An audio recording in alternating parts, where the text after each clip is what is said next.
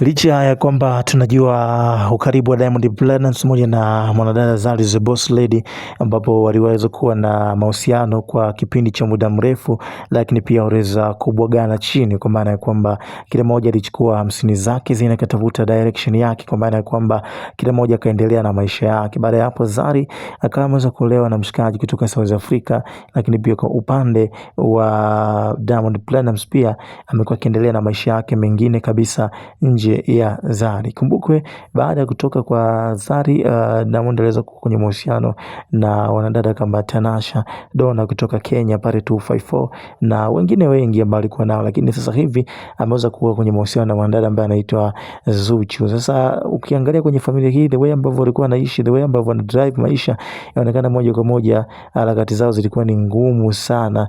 Wamepitia vitu vingi sana hapa katikati, hapa na pale, za kuanguka, za kuinuka, kuendelea na maisha mengine. Lakini hapa katikati ametokea pia kuweza kuondoka Zuchu nyumbani na kuweza kuelekea Zanzibar, akiwa ni nyumbani kwake kwa ajili ya kuweza kutulia huko baada ya kuwa na mtafaruko wa kina Diamond. Sasa unaweza kugundua kwamba maisha yao yamekuwa ni hivyo, trending za kila siku, uchokozi wa hapa na pale, lakini mambo bado yamezidi kuendelea. Sasa mapema hii siku ya leo, msanii wa muziki wa Bongo Flava Diamond Platnumz ameibuka kauli nzito kwenye mitandao ya kijamii akisema kwamba wote ni wake zake. Sasa wengine wanashangaa inakuwaje hii kauli anaizungumza kipindi hiki, wakati ambao Zari the Boss Lady tayari na maisha yake mengine nje ya Diamond Platnumz. Na kwa nini anazungumza kauli kama hizi hapa? Nikukumbushe tu hapo chini kuna neno subscribe, liguse sasa ili tuweze kuondoka na kuweza kujoin kwenye familia hii kubwa ya ulimwengu wa kiburudani.